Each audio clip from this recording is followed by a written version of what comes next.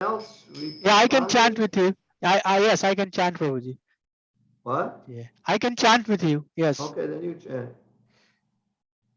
Jaya Radha Madhava Kunja Bihari Jaya Radha Madhava Kunja Bihari. Gopi Jana Vallabha Girivardhari Gopijana Vallabha Girivardhari.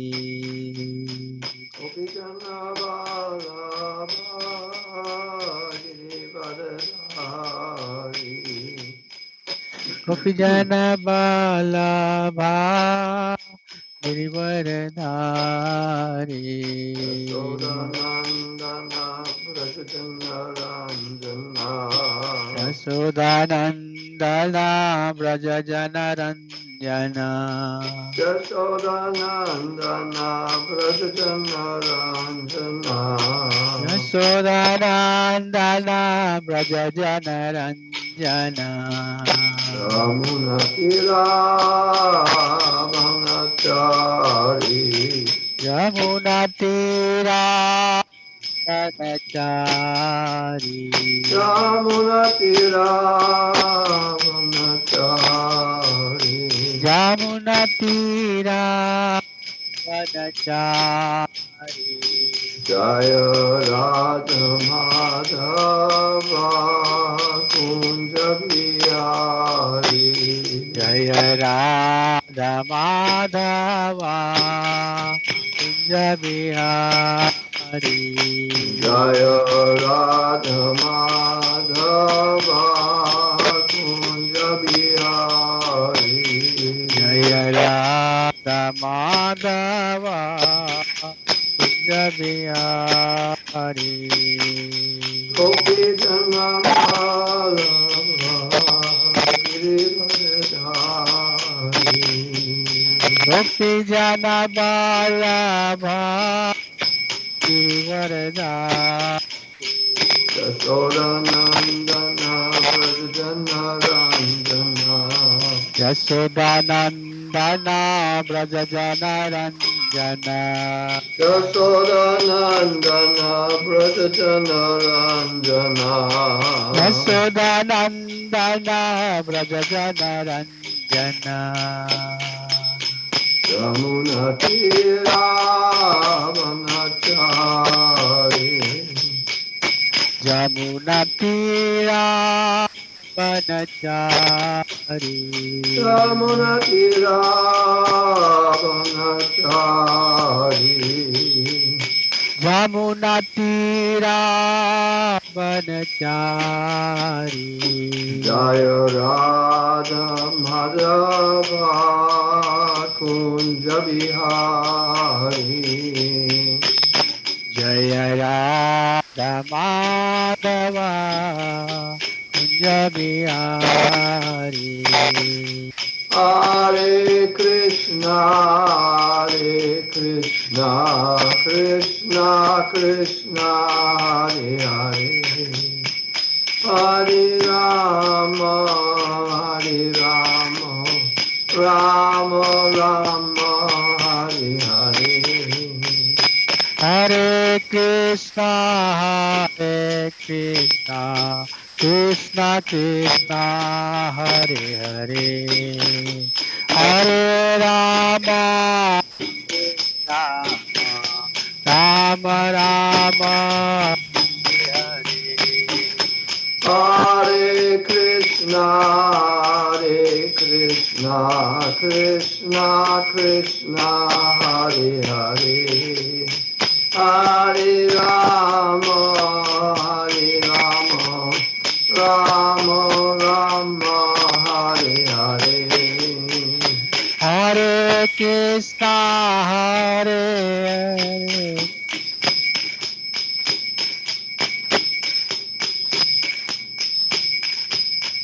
Hare Rama, Hare Rama, Rama Rama, Hare Hare. Hare Krishna, Krishna Krishna, Hare Hare, Hare Rama, Rama Rama, Hare Hare. Hare Krishna, Krishna, Krishna Krishna, Hare Hare.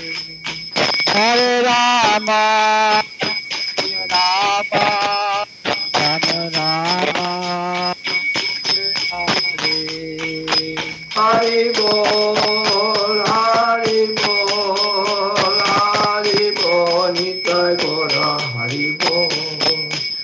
Nittai Gaura Bo, Haribo, Haribo, Nittai Gaura Haribo. Jaya Prabhupada, Prabhupada, Prabhupada, Jaya Prabhupada. Jaya Prabhupada, Prabhupada, Prabhupada, Jaya Prabhupada. Prabhupada, Prabhupada, Prabhupada, Jaya Prabhupada. Jaya Jaya Prabhupada, Prabhupada, Prabhupada, Jaya Prabhupada.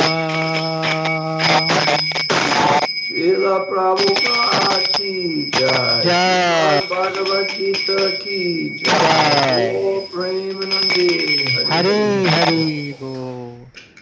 Hare Krishna. So I welcome you all to our Sunday feast, virtual Sunday feast. We are very fortunate, very fortunate, in fact, to have association tonight with His Grace Pyari Mohan Prabhu.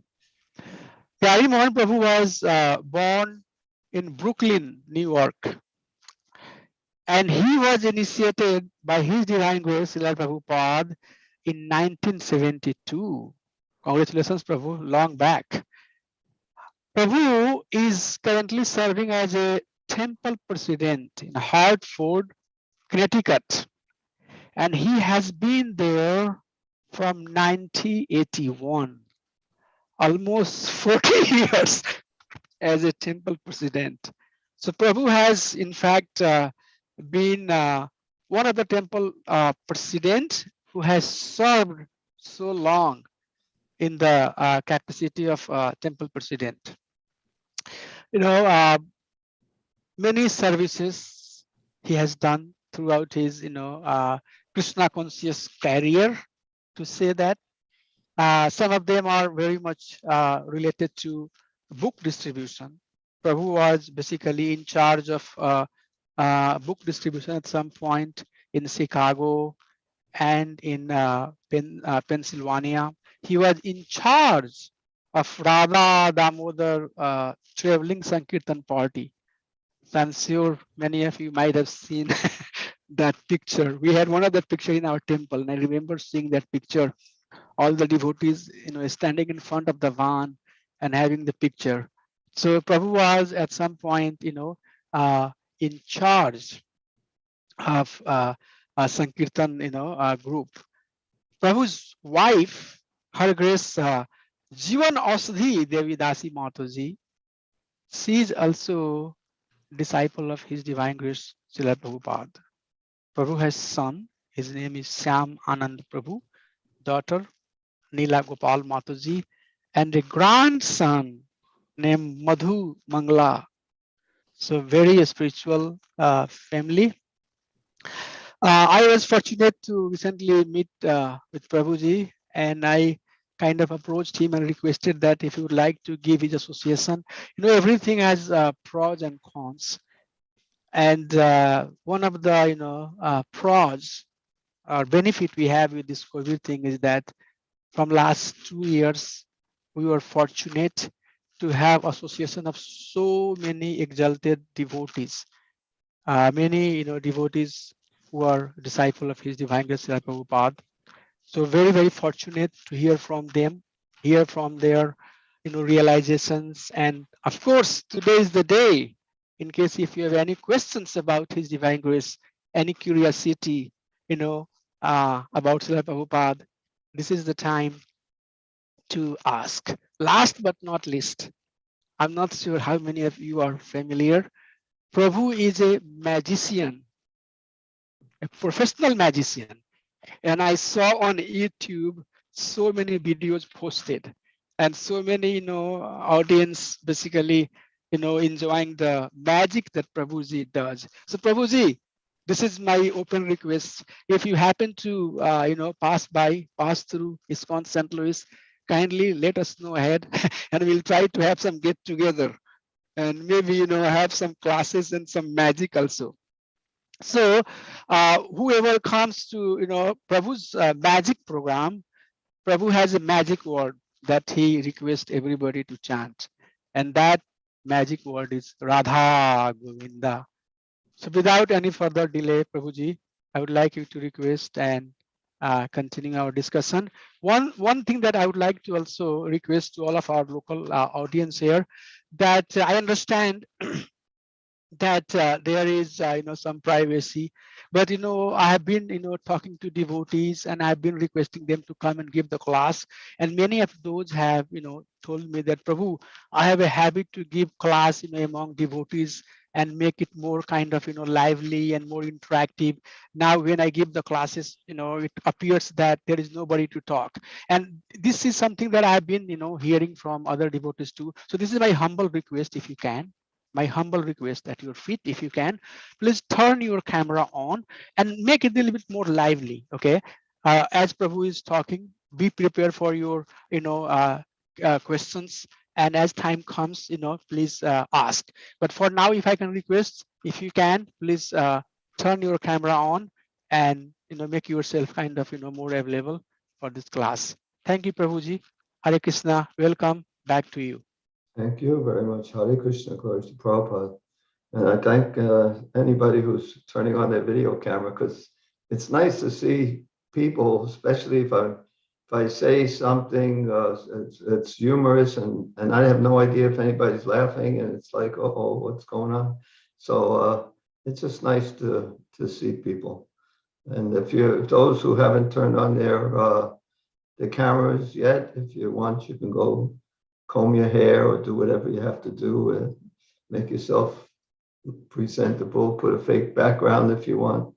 But it's just so much nicer. It's so much more personal. This Krishna consciousness is personal. And to see the different devotees is better to do it that way. Okay, I'm going to read one verse from the Bhagavad Gita. Many of you probably know. It's chapter 8, text 16. If anybody wants to read it, but I'll just chant the Sanskrit myself. Is that the way you do it, or does everyone repeat? How do you normally do it? You're muted. I can share the verse on the screen, and you can read. Reading us might be a little bit difficult. There might be some sort of noise coming in the background. So you can just read, and I will share the verse for other devotees to go along it. So it is verse number 8:16. Okay, Prabhuji, thank you. I'll share the screen. We're counting by eights.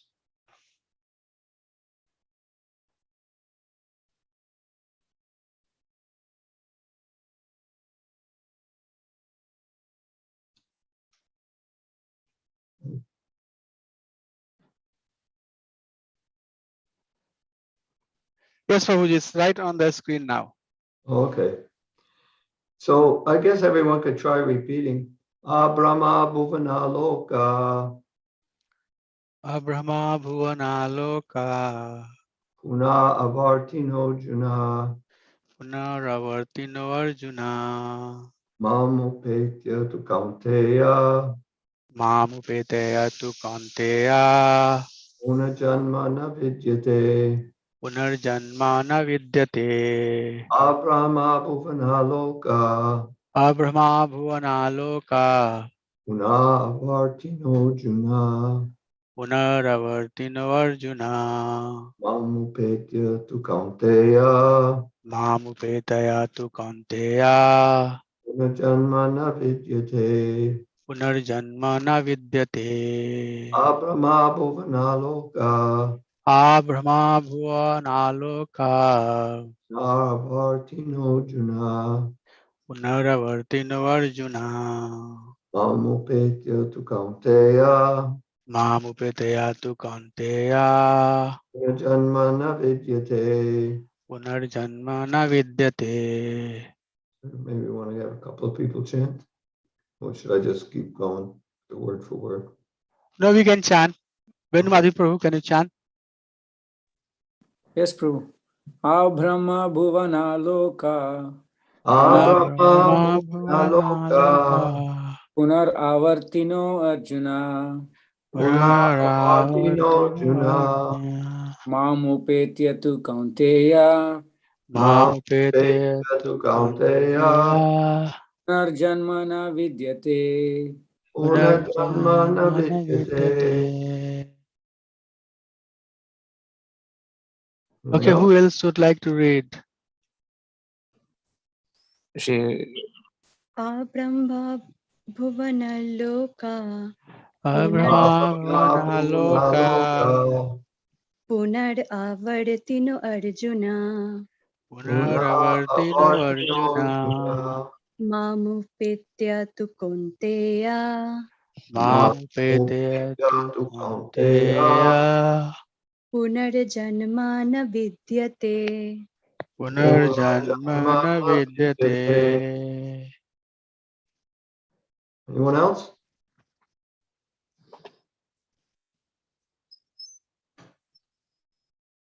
Abrahma Bhuvanat. Abrahma bhuvanat. Up to the Brahmaloka planet. Up to the Brahmaloka planet. Lokaha. Lokaha. The planetary systems. The planetary systems. Unaha. Punaha. Again. Again. Avartinaha. Avartinaha. Returning. Returning. Arjuna. Arjuna. O Arjuna. O Arjuna. Mam. Mam. Unto me. Unto me. Upetya. Upetaya.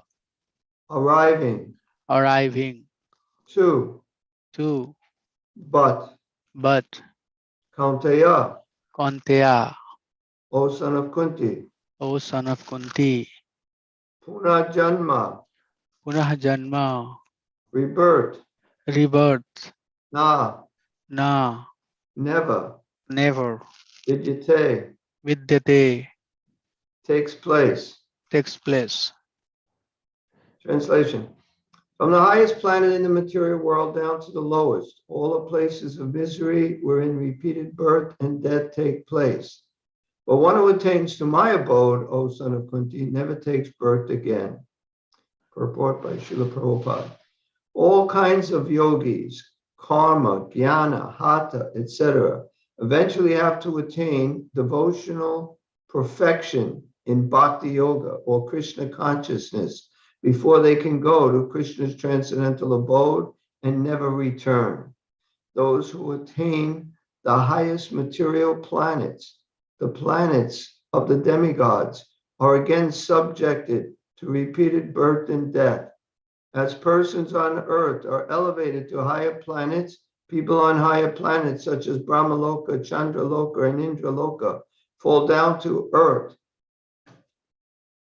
The practice of sacrifice called Panchagni Vidya, recommended in the Chandogya Upanishad, enables one to achieve Brahmaloka. But if on Brahmaloka one does not cultivate Krishna consciousness, then he must return to earth. Those who progress in Krishna consciousness on the higher planets are gradually elevated to higher and higher planets, and at the time of universal devastation are transferred to the eternal spiritual kingdom. Baladev Vidyabhushan, in his commentary on Bhagavad Gita, quotes this verse: Brahmana sahate sarve samprapte pratishanchare parasyante kritamanaha pravishanti parampadam. When there is devastation of this material universe, Brahma and his devotees, who are constantly engaged in Krishna consciousness, are all transferred to the spiritual universe and to specific spiritual planets according to their desires. Okay. Abrahma bhuvana loka punavartino juna mamupetya tu kaunteya punajanmana vijite. From the highest planet in the material world down to the lowest, all the places of misery wherein repeated birth and death take place. But one who attains to my abode, O son of Kunti, never takes birth again. So Krishna here is certifying that this material world is not a very nice place. There's birth, disease, old age, and death. And Krishna is just specifically even mentioning just birth and death, but there's also old age and disease. Well, old age, you could die young, so you might say you maybe get away without old age, but there's disease. Everyone has to get disease, and almost everyone gets old. That's a natural progression, is old age, and then death, and all of these are suffering. And in between those sufferings, there's so many other types of sufferings: adhyatmic, adhibodic, adhidaivic, sufferings from your own mind and body, sufferings from other living entities, suffering from natural catastrophes or deity or the demigods. We can see that now on the news, all the snow and the cold or the fires. And there's just so much. There's landslides, there's natural disasters, there's so much as tsunamis. Then these all happen actually when there's people are sinful, and there has to be some reaction for one's sins. There's the law of karma. When the Bible, as you sow, so shall you reap. For every action, there's an equal and opposite reaction. So not necessarily, you might say, I didn't do anything. A lot of people may think that they themselves have not done anything to deserve what they're getting. But it's not just this life. Even if you didn't do, first of all, even in this life, you could probably think of a lot of things if you were honest with yourself of how you deserve some suffering for it. But other lives, we don't even know what we did in other lives. So we may very well be suffering for what we've done in other lives. So there's this karma. One difference between the devotee and the non-devotee is that the non-devotee is thinking, I don't deserve this. Why is this happening to me? It's not fair. Whereas devotee thinks, I deserve much worse than this. Krishna is so kind. This is only little mild suffering that I have to go through compared to what I actually deserve. This is how a devotee should think. And then I think if you're honest, you'd have to definitely think that way. So in the material world, there are problems, and there's only one actual, genuine, permanent answer to all the problems and sufferings, not only on earth, but within this whole universe, is to become Krishna conscious. That's the only way we can get free from these sufferings. We have so many different alternatives to try to get free from sufferings. We manufacture so many things, but ultimately when we find some, just like even disease, we find some cure to some disease and then another disease comes and gets us sick and kills us. But even cold weather, so we want to try to protect ourselves. So then we create these nice machines or systems where you can be warm. We have gas, we have oil for heating, we get different things. I mean, it's a lot of work. Whereas previously you just had fire, either in the middle of your tent or wherever they did it. But so we have better advanced technology to keep us from getting cold. But even with that, people still get cold. I just saw in the news, I don't even know exactly when it happened, but people froze to death outside trying to sneak across the Canadian border, so into the United States. So there's so many problems. And even if you come up with solutions for some of these problems, there's still other problems come. You're not free. Even Prabhupada gave an example once. He flew from New York to Boston in an hour or less than an hour, half hour. I don't remember how long it was. But then from Boston to the temple took a few hours, just with all the traffic. You know, for every advantage that we get, there's also a disadvantage. And sometimes the disadvantage is even greater than the advantage. So the only real solution for real happiness, the only permanent solution is Krishna consciousness. And it's not just a solution for when I die and go back to the spiritual world, then I'm happy. But even now, your suffering is minimal. Or even if you're someone, a devotee is suffering greatly, they're not really suffering. That means you might see their suffering. Their body is, if I was in that condition, I would be suffering. But they're not attached to their body. They're attached to Krishna, and they don't feel the suffering the same way. Just like some of you have had this experience. Many of you may have had this experience. You're working really hard, doing stuff with your hands, doing some project. I don't know what it could be, but something mechanical. You're trying to get something done. And then you notice your hand is bleeding. You got a cut, you got blood all over, and you didn't even notice that you had it because your consciousness was so absorbed in what you were doing that you didn't even feel the pain from that cut. So similarly, when your consciousness is on Krishna, you don't feel the same way these pains of this body as you do when you're thinking you're this body. So the suffering is decreased. Even the suffering, because we also suffer because of our attachments. We have so many attachments, and something happens to something we're attached to, and we suffer then. Whether it's an individual, a person, which is our loved ones, Prabhupada said they're natural objects of affection, but something happens to them, and something will happen to them, either in our life or after our life, then we also suffer because of that. Now, when you're Krishna conscious, it's not that you're callous. You feel some pain, you feel it, but it's not. You take shelter of Krishna, and it becomes decreased.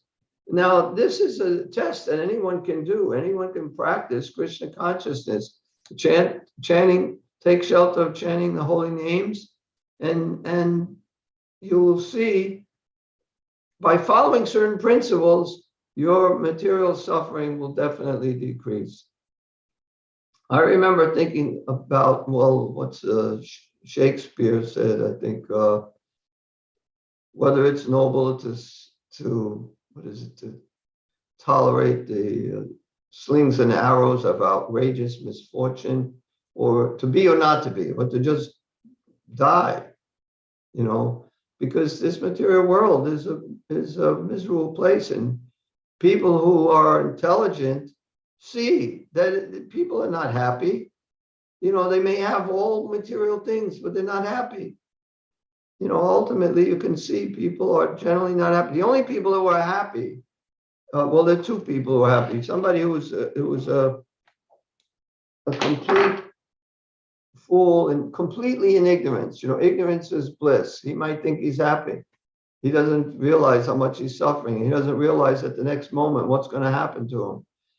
But the only real people who are happy are devotees, or people. When I say devotees, even if they're not even a Hare Krishna devotee, even if they're a genuine Christian, somebody, which is very rare because there's so many Christians, but they don't act necessarily like Christians, but someone who's a genuine Christian, accepting Jesus and trying to follow Jesus, that person is happy too, or can be happy, depending on the degree in which they surrender. So without God consciousness, you can't be happy. It's not possible because you're a spirit soul and you're in a material atmosphere. It's like a fish. You take a fish out of water and you give it jewels, you give it money, you give it anything. It's not going to be happy until you give it water, because it's in a foreign atmosphere. So you're a spirit soul in a material atmosphere. You can't be happy in the material world because you're not material, you're spiritual.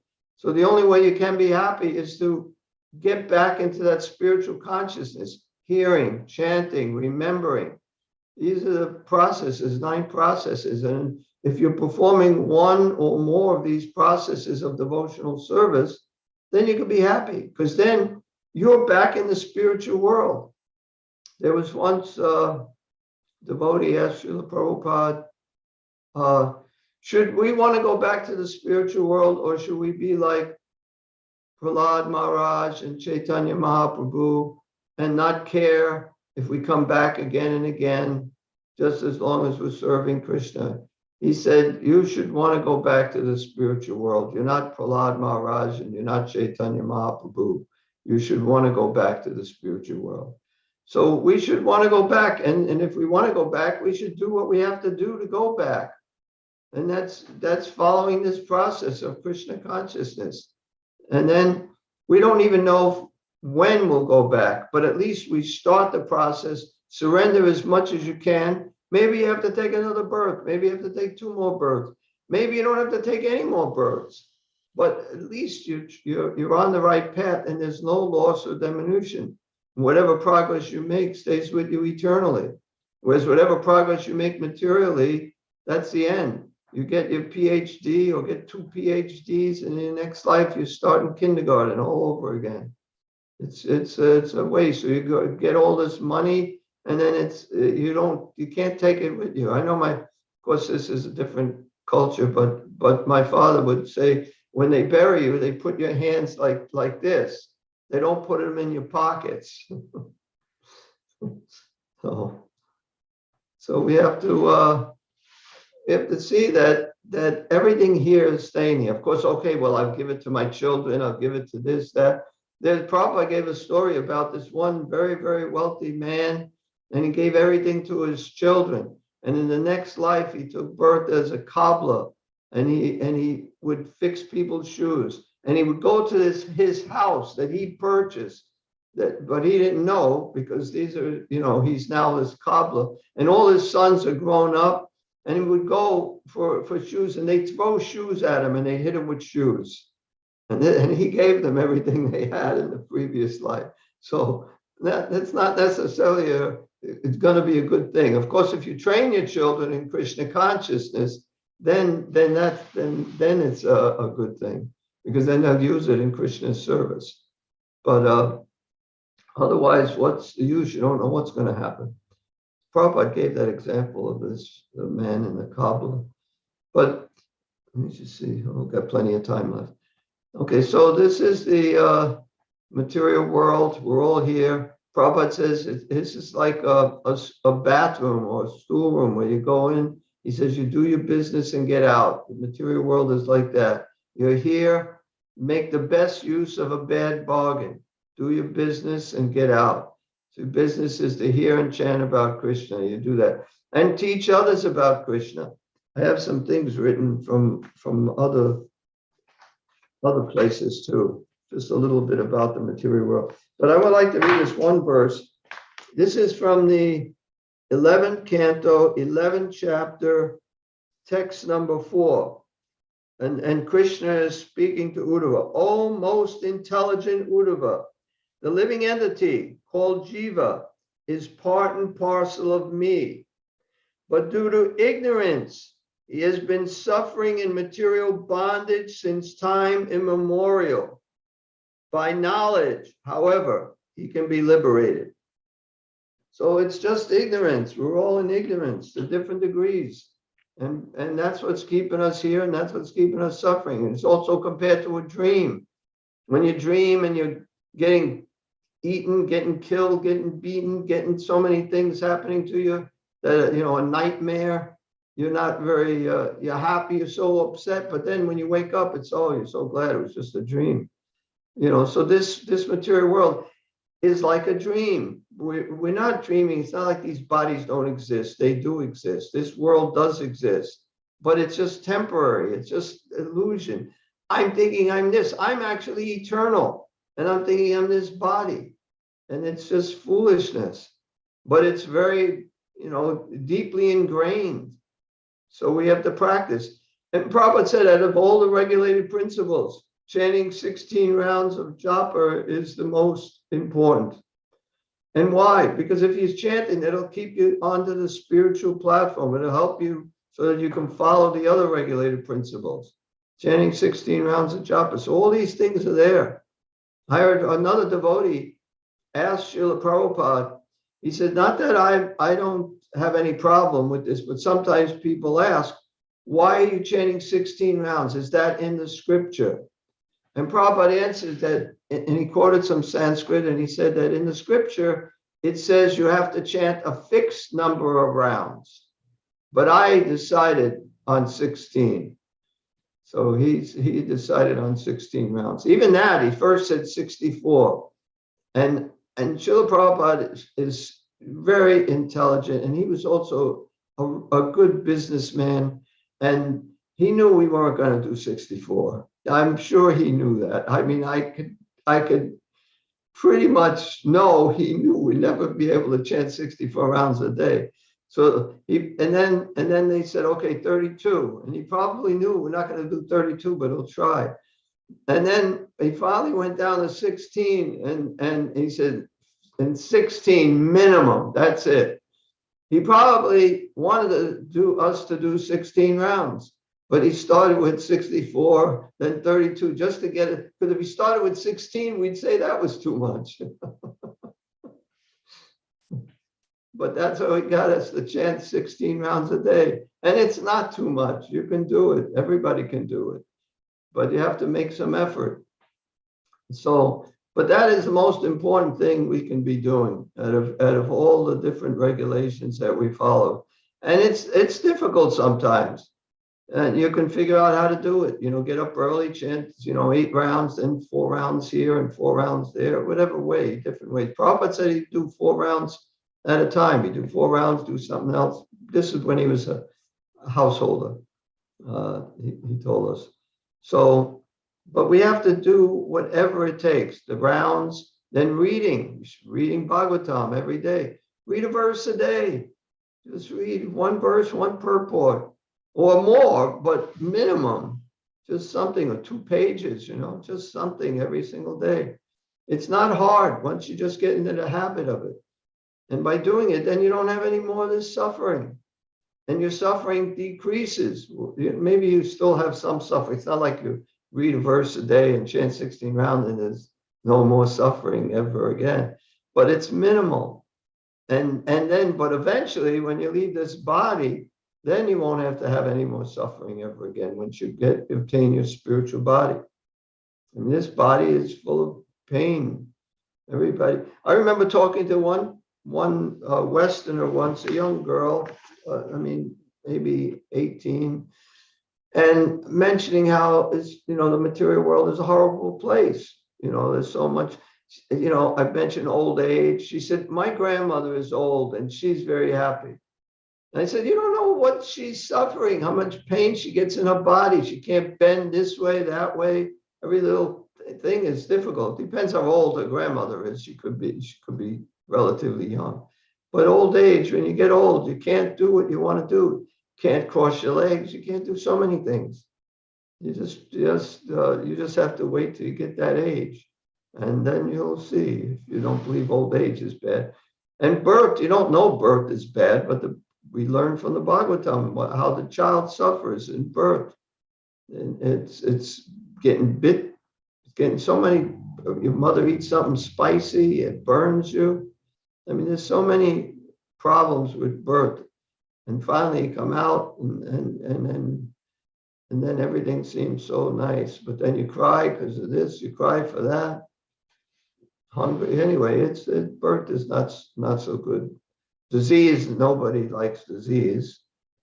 You know, you're paying billions of dollars for medicines to get rid of disease, and doctors.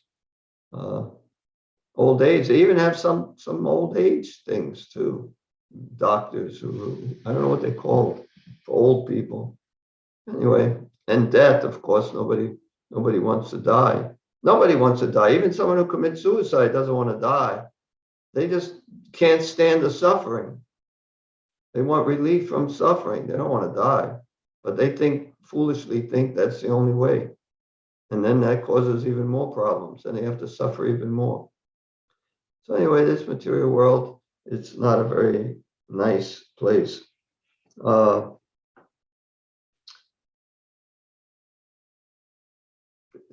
This is a verse from Bhagavad Gita.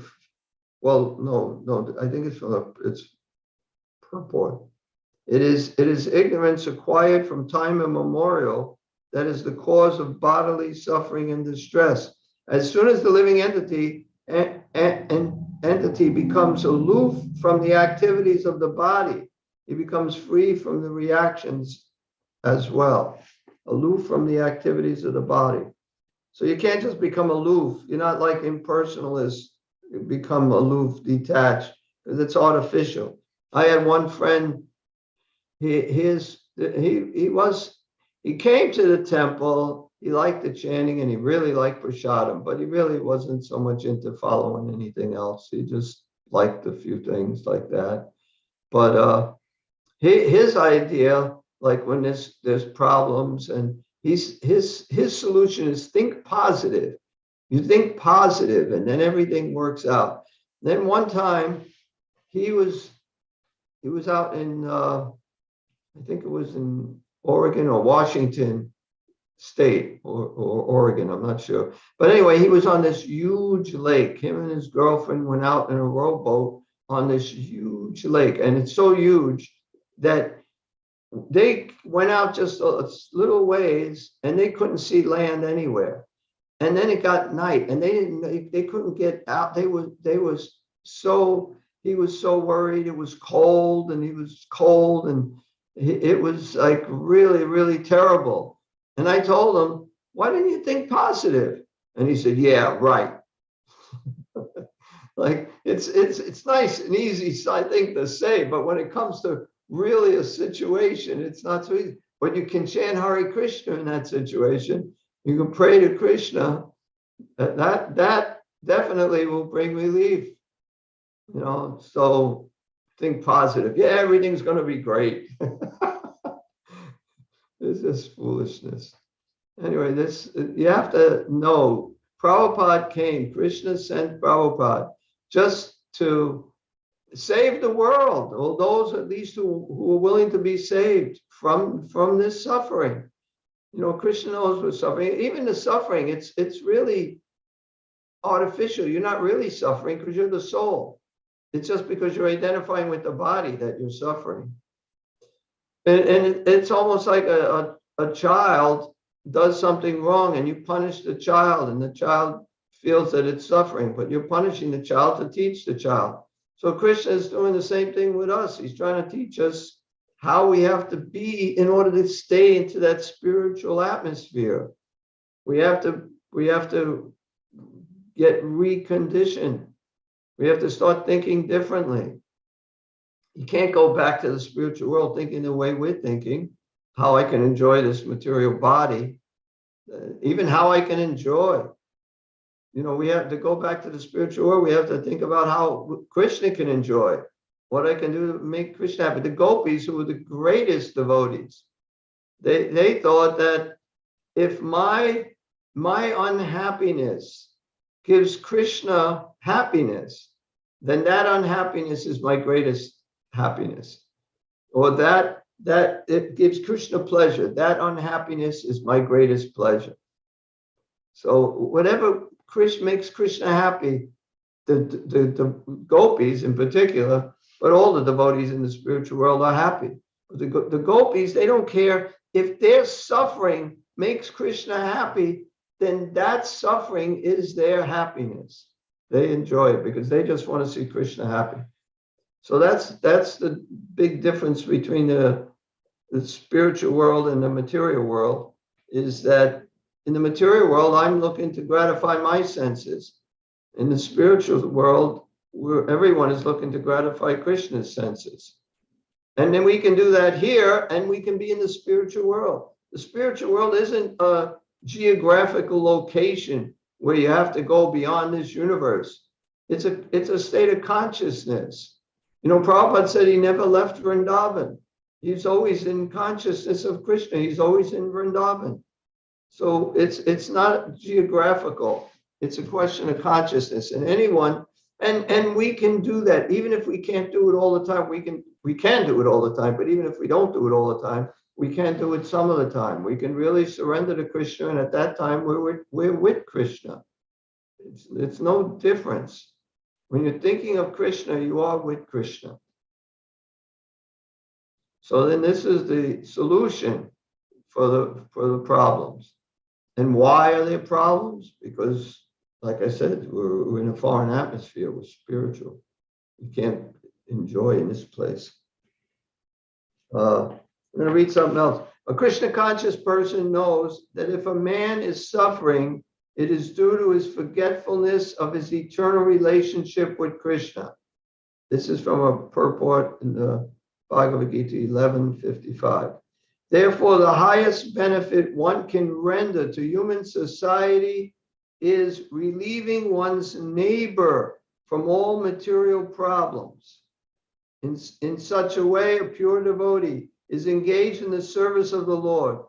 Now we can imagine how merciful Krishna is to those engaged in his service, risking everything for him. Therefore, it is certain that such persons must reach the supreme planet after leaving the body. So people are suffering for forgetfulness of Krishna. If you go and help them to remember Krishna, then that will free them from their suffering. And Krishna will definitely bring you back to God at the end of this life by doing that, by making that effort to try to help people go back home, back to Godhead.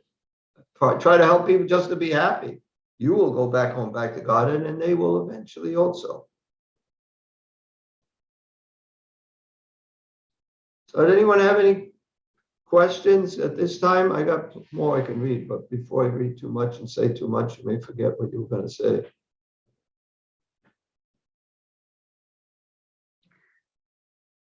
No questions? It takes a minute or two, Prabhuji. There are, for sure there will be few.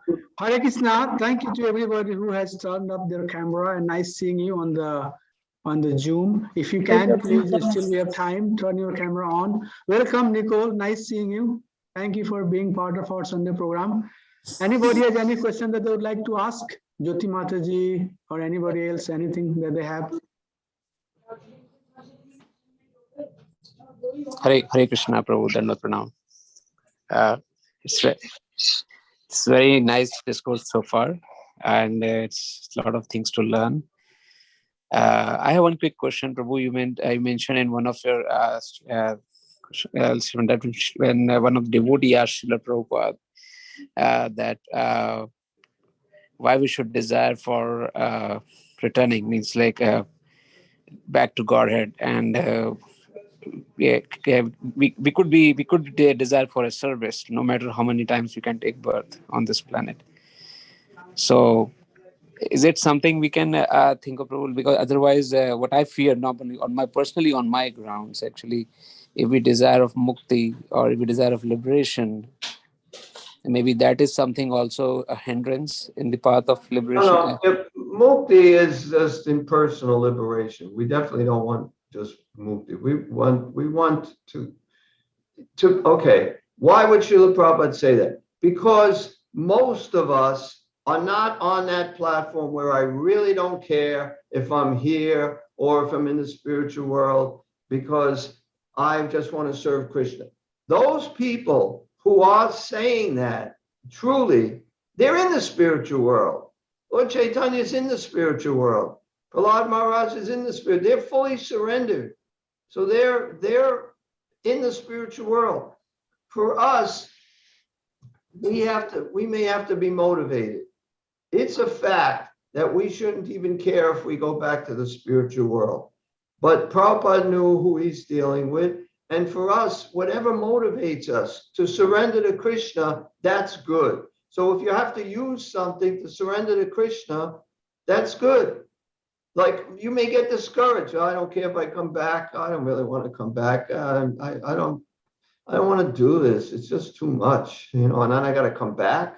Forget it. So better to encourage one. It doesn't matter. I remember seeing when I was a new devotee because if you become,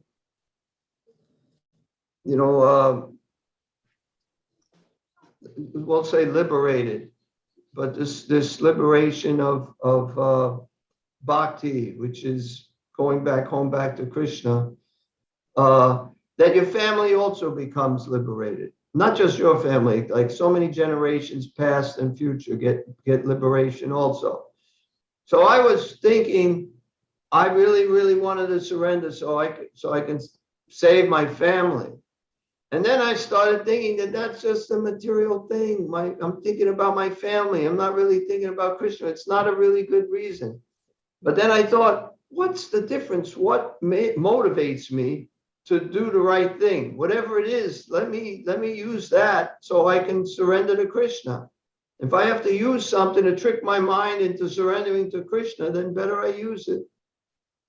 So if that's going to get me motivated to chant, that's going to get me motivated to surrender to Krishna, that's going to get me motivated to preach Krishna consciousness, then I'll use it. Anything can be used in Krishna's service.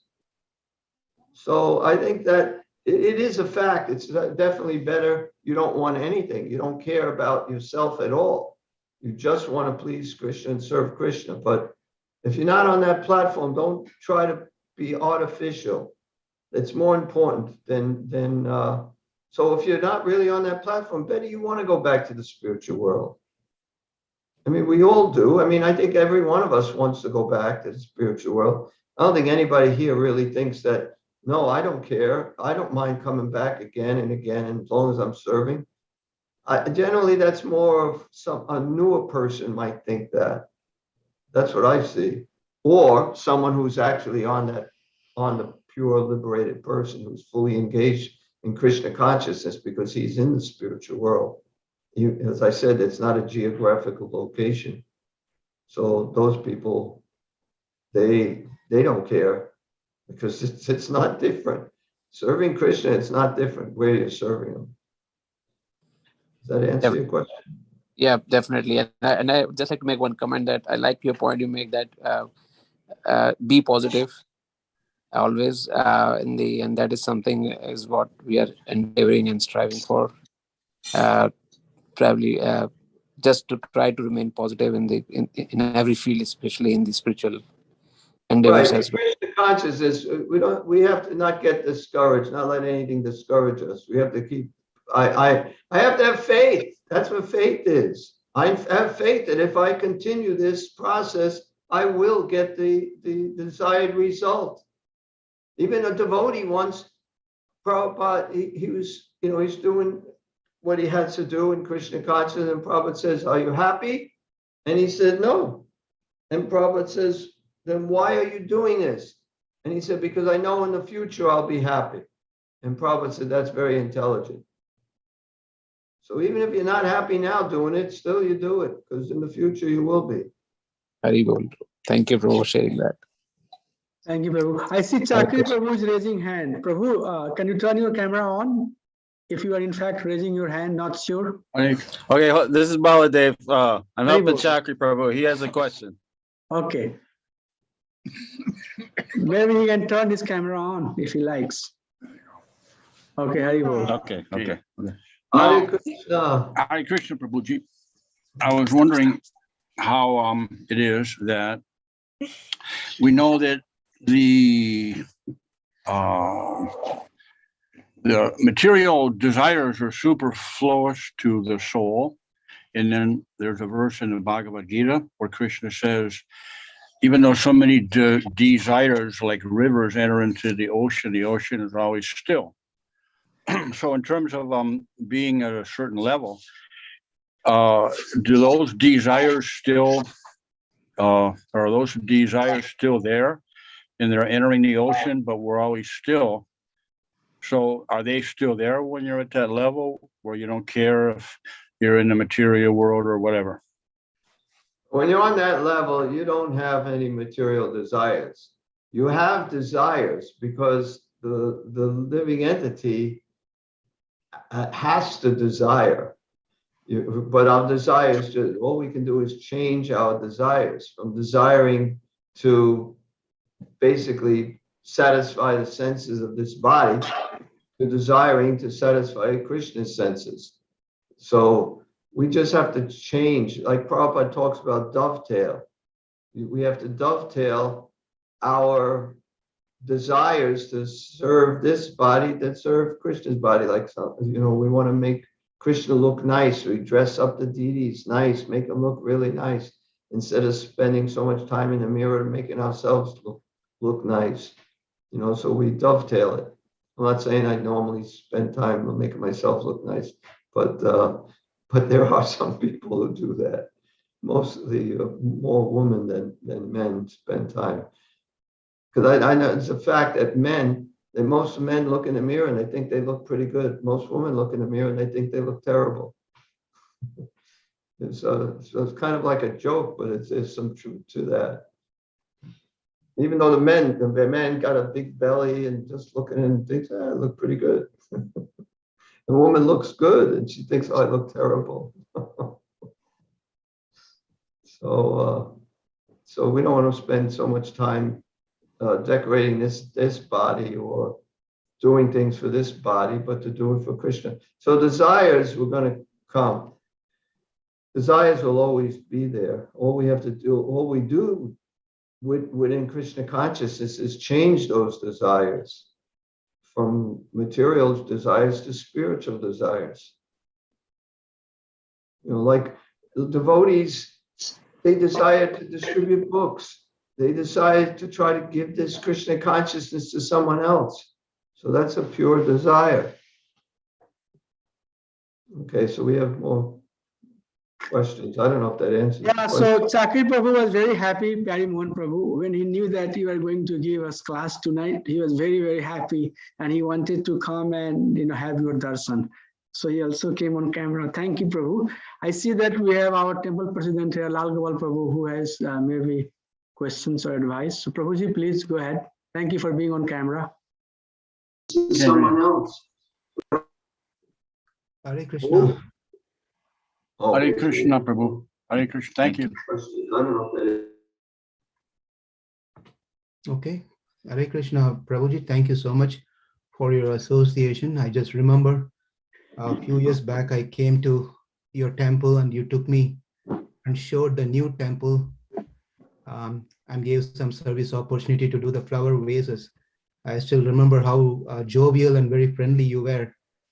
And you in fact told me to move from St. Louis to that place. I'm sure you wouldn't remember this. You see hundreds and thousands of devotees coming, but you told me to move to that place.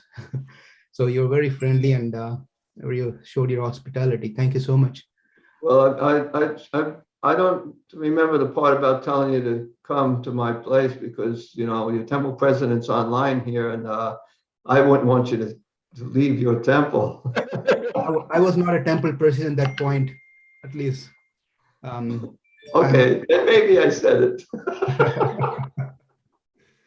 I just have to, I just want to make something a question or need your help to understand based on what you just said. You mentioned quite a few times that there's no difference whether you are in the spiritual world or in the material world if you're on that platform. I heard that you said a few times, but I just want to get some clarity on that one because what I understand is it is true. I don't deny what you're saying, especially if someone is in that consciousness, in that matured stage. But I see there is a difference as well when it compares to a spiritual world over here in the material world. the service that we are doing here are limited. It has certain limitation and restrictions, and obviously there are so many material things that bothers. If the person is not bothered, there are other surroundings causes hindrance in the services, but those things are not present in the spiritual world. When we do in service in the spiritual world, there's no any sort of limitation in what we want to do over there. There's no tiredness, there's no hunger, there is no any sort of things over there. But I see there's a big difference between the spiritual world, doing spiritual service in the spiritual world versus doing service in the material world. Could you please elaborate, or what's your thought on that, Prabhu? Well, I mean, there's certainly some difference, but as far as service, it doesn't matter. In other words, Prabhupada says there is no material impediment to your Krishna consciousness. There's no material impediment to devotional service. You can perform devotional service, and it might seem like there's so many impediments, but they're not impediments. It's got nothing to do with the material world. It's a spiritual activity. And you, by making the endeavor, just like it says, was it Nehabi Krama Nashosti Pativayana Vijite Swapamapya Dharmasya Trayati Madhobayat. In this endeavor, there's no loss or diminution. A little advancement on this path can protect one from the most dangerous type of fear. It's actually the wrong verse. It wasn't the verse I was trying to think, but that's the verse I quoted. But what I was thinking of is there's you can say there's some difference, but when you're on that platform, what is the difference? I'm doing what Krishna wants me to do, and that's all, and that's what's pleasing me. I'm making that effort. Prabhupada was here, and he came to America 7 years old, and he came because his guru wanted him to do this. And he was doing this service for his guru and Krishna. So he's completely satisfied. There's nothing stopping him from doing this service. He's doing this service, and it wouldn't matter if he's doing this service in the spiritual world or he's doing it here. Krishna is pleased the same. And the whole point of doing the service is to please Krishna. And once you please Krishna, that's the perfection of life. So in that sense, there is no difference. And there certainly is no material impediment. And whatever suffering there is, I tolerate that. It doesn't matter. And then you say in the spiritual world, it's different. In the spiritual world, they're sweeping, they're cleaning, but there's no dirt.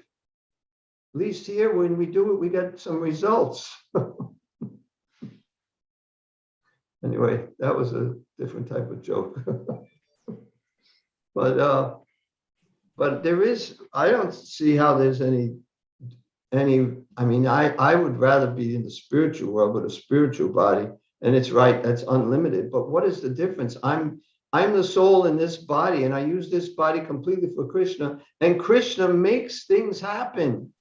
When Prabhupada came here, Krishna made things happen. Why? Prabhupada's one desire was to spread Krishna consciousness. So Krishna somehow, in not everyone's heart, but in certain devotees that maybe they were put here previously, it was all arranged by Krishna, or at that time he picked whoever was the most qualified, even though none of them were qualified, to help Prabhupada. And they started helping Prabhupada. And Prabhupada's movement just really, really spread Krishna consciousness. Prabhupada spread Krishna consciousness much more than he had imagined he could possibly do. He's in New York with a small group of people. One person is going to India, but he's stopping in California. Prabhupada tells him, while you're in California, see if you can open up one center. And the devotee Mukunda Maharaj, he's going to California. He wasn't a Maharaj, but he was first initiated. And he's thinking, what is he talking about? I'm going to India. How can I open up a center in California? But then he met Shama Sundar. Then he told Shama Sundar. So Shama Sundar thought, let's open a temple. They opened the temple. They got so many devotees. Prabhupada came and they put on this big ballroom. They had thousands of people chanting Hare Krishna. It's all Krishna's arrangement. So what impediments? There's so many impediments, but if your desire is strong, Krishna removes the impediments. Even if there was no success, he's still doing the same exact service and pleasing Krishna by making the effort.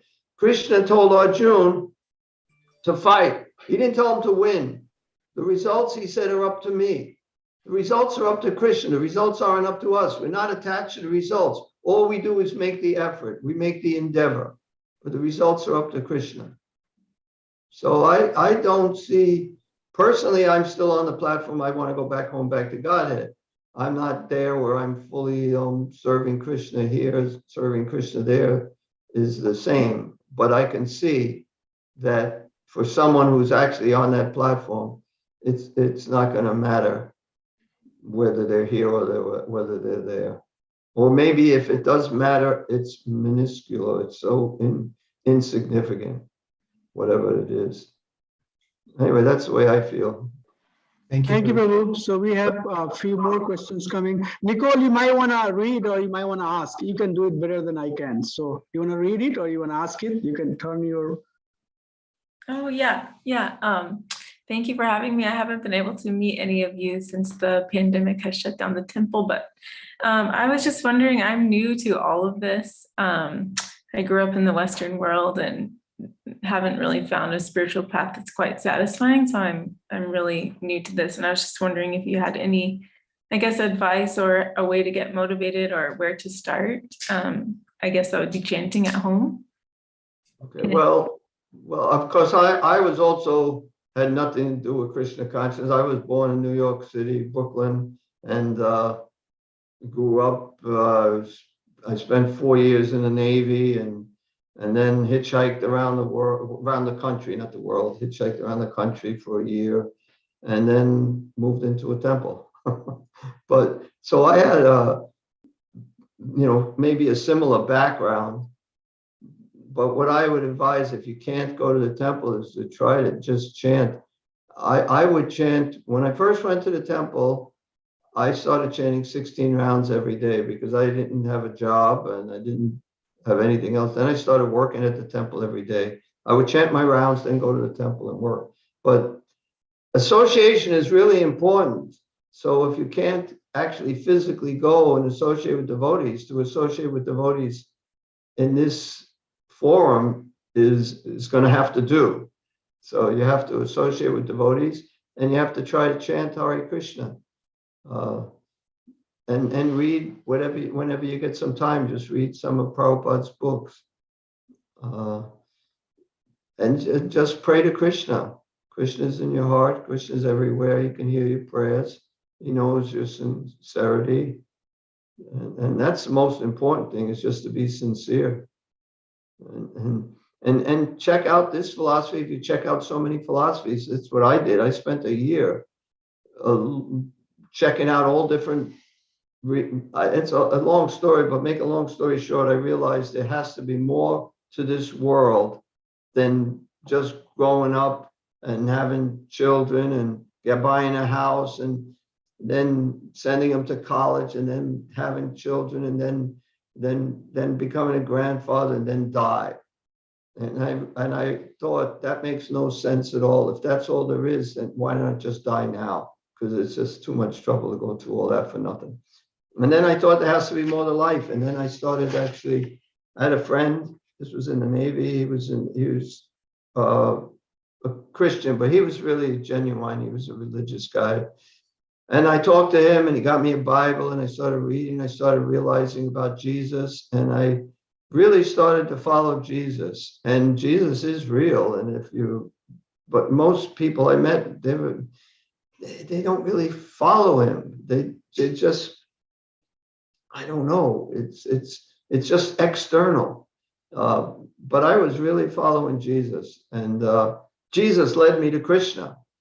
It's a whole long story. If you ever get a chance, we can talk. Come and visit. We still have people in our temple now and then. We have programs, but we have a really large temple, and we've restricted the programs by just not having prasadam. Well, we have prasadam, we have fruit. We just have like an apple and banana. So we get very few people coming to the program now. But that's the way we did it. And the reason we did that, even because we have a big kitchen and we have a lot of cooks, and then we don't want them to get this virus from one another, all in the kitchen at the same time. So we didn't want to make, have a lot of cooked food. So we're only getting about 15 people coming to our temple each Sunday now. But anyway, I don't know if my wife, she's on or not. Yeah, she's on. Jiva, maybe she can talk to her. She's on, but I don't know. She's not picking up.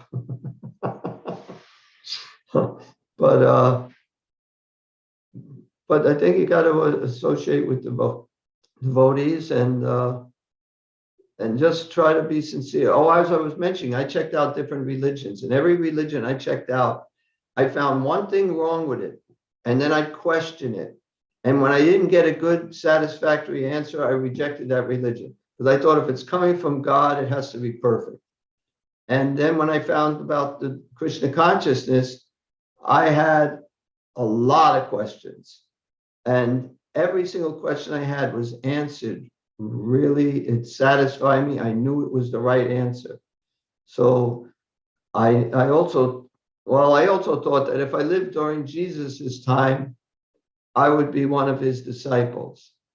I sincerely thought that. And then but I didn't really want to be a Hare Krishna devotee because I was pretty cool, hitchhiking all around the country, and I had long hair, beard, and I didn't want to. I mean, one of the main things stopping me was I didn't want to wear a dress. I know that they wear dhotis, and I looked to me like a dress. I didn't want to wear a dress. Like, I don't even mind cutting my hair, but I don't want to wear a dress. So I didn't want to do it. But then Krishna told me, remember, you said if you lived during Jesus's time, you would be one of his disciples. And I said, yeah. And he said, well, now you're living during Srila Prabhupada's time. Why don't you be one of his disciples? So if I didn't do it, I would have been a hypocrite. So I had to do it. But that's what happened with me, and I finally put on a dress, which I didn't like. But I got used to it, and then I started wearing a dhoti all the time and everywhere, because in those days we only wore dhotis. We didn't wear what we call karmi clothes. And then I never even noticed people looking at me. Everybody's looking at you, because in those days you didn't see anybody like that. But I was distributing Back to Godhead magazines on the sidewalk downtown Boston, and the police told me to leave. And I said, why? And they said, because there's a car driving, and he was watching me and smashed into another car. I said, so because he's an idiot, you're telling me to leave? So he actually agreed with me, but he said, well, at least go to the side a little bit. Because people were looking at you, you're wearing a dhoti, it's an orange dhoti and a kurta and shaved head and stila. So I didn't want to do that. That was the hardest part for me. But then you get so used to it, you don't even notice people. We're eating in our van, traveling Sankirtan. We have the van open, and we're having class, and we're eating, we're cooking and stuff, and we're doing our laundry in the laundromat. And then we look at the laundromat, and everybody in the laundromat is at the window looking at us. We didn't even notice they were looking at us. So we were definitely a sight for sore eyes, maybe. But anyway, just associate with devotees as much as you can. And you can check out other things. And if you're sincere, question and see what makes the most sense, and you'll find Krishna consciousness makes more sense than anything else. Honestly, I spent 1 year just checking out religions. I believed in Jesus, I was following Jesus, and I was just going other, because in the Bible it says, through me you come to the Father. And I was seeing all these Christians stop at Jesus. They don't go any further. He wants us to go further. He wants us to go to the Father. And then I found out that's Krishna. Krishna is Jesus' Father. So, and that's what he led me to Krishna consciousness. And, you know, so he's real, and he's also my guru because he brought me to Krishna consciousness. And Srila Prabhupada is my guru. So if you're sincere and you really want the truth, you will definitely accept Krishna consciousness, because it makes more sense than anything. I remember selling Bhagavad Gitas. One lady came back and says, this book puts all the pieces of the puzzle together. So one lady said that, Sankirtan. So it's true. It's, you know, answers all the questions. Oh, I'm sorry. Am I going too long? No, it's fine. We have maybe one or two more. Jyoti Mataji, it is your turn now. Thank you, Nicole. She's very sincere, Prabhu. Very, very sincere. So thank you for your question, Nicole. Yes, Jyoti Mataji, please go ahead. Namaskar, are you able to hear me? Yes, we can hear you. Okay, Hare Krishna. Yeah, it was so nice to hear the lecture, and I especially was internalizing and the beautification part, and I was agreeing that we women do spend a lot of time on our beautification, and we should also split that time to beautify Krishna, not spend all the time on us ourselves. Yeah. Yeah, at least 50-50. Okay, yeah, 50-50. I have to split my time. And I think moreover beautifying our insides by chanting Krishna and thinking of the Lord. Yes, that's the way to really look beautiful. Yeah. The devotees look beautiful. Devotees are pure, beautiful. They really are. I remember watching the devotees dancing when I first saw them, and they look like they're all so happy. They're just so genuinely happy. You can look at their faces. Prabhupada says the face is the index to the mind. So they could look at their faces and see that they're so happy. So anyway, I'm glad you like that part. Yeah, it was also a pleasure meeting you, Prabhu. Yeah. Nice meeting you. You have a very nice group of devotees. So many too. Nice. Haribol. I was in St. Louis a while back. Damodar. Yes, Prabhu, we are very enthusiastic, and we need, advice and guidance from, devotees like yourself, so that we can stay enthused. Thank you so much. So, anybody has anything? We can take maybe one more. Any devotee would like Somebody has a hand up. I don't know. Let me see. Who is that? I'm not seeing it at my side here. Maybe they have it up by accident. I don't know. Karuna Nindi. Oh, that's my wife. I don't know. She might have done it accidentally. I don't see any. Okay, that's the only one I saw. Okay. So if you don't want your wife to talk, that's up to you. She's not here. She's watching class on, she's watching on TV. I'm here. So I don't know if she's hearing or not. Anyway, thank you for inviting me. Appreciate it. Thank you so much, Prabhu. Thank you so much for giving us your association. We are always, really looking forward to hear from, devotees like yourself. It's always, nectarian, especially going into the old days and hearing the pastime and, all the, stories about how Srila Prabhupada was trying to set up Krishna consciousness on this planet. Yeah. Personally, when he was walking on this globe, of course, great fortune to this Mother Earth, and going ahead to, all the devotees who are still trying to learn from His Divine Grace. So really appreciate Prabhuji. Thank you so much for your association. As I said, if you are going through St. Louis, please let us know. We'll try to have some more activities with you. Really appreciate coming and giving us your association.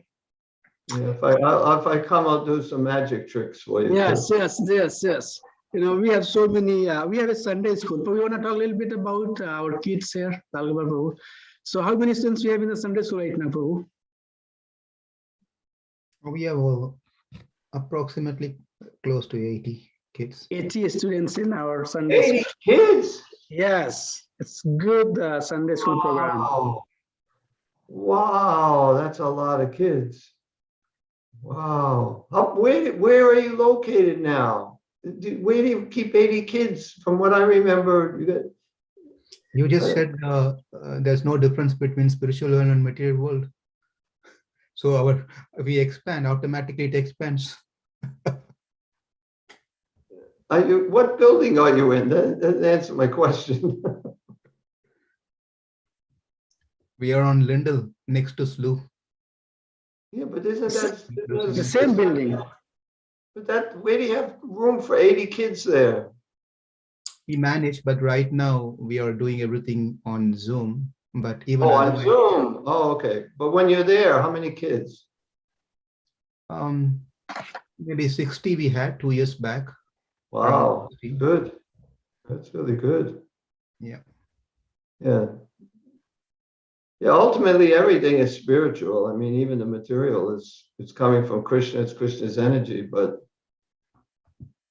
generally we divide it into internal, external, and marginal. And we can go either way as the marginal. All of them will love to watch the magic show. Yeah, okay. That's why. So at least we have 80 audience right now waiting for the magic show. Plus, of course, all of us here. Well, I can't do a magic show on Zoom. It's like no. Once you come here, once you come here, just move them over. And once you come here in person. Yeah, we need to make sure that I'm not cheating. Thank you so much. So I would just like to have the Vaishnava Pranams. Really appreciate all of you coming tonight. Vanchikalpat Rubhyasya Kripa Sindhuvya Patitanam Pavanevyo Vaishnavevyo Namo Namaha. Assemble Bhakta Vrind Ki Jai. ISKCON founder Acharya, His Divine Grace Shri Bhaktivedanta Swami Sri Prabhupada Ki Jai. Yes, Pyari Mohan Prabhu Ki Jai. Assemble Bhakta Vrind Ki Jai. St. Louis Yatra Ki Jai. Nitai Gaur Prem Nandi Hari Hari Bol. Thank you. Hare Krishna. See you all tomorrow. Thank you so much. Our evening Bhagavatam recitation. Really appreciate all of you. Thank you everybody for being on the camera also. Really appreciate it. Makes more personal. Dandavats. Hare Krishna to everybody. Hari Bol. Thank you. Hare Krishna, Jyoti Mataji. Thank you. Hare Krishna. Hare Krishna. Hare Krishna. Thank you. Hare Krishna. Hare Krishna.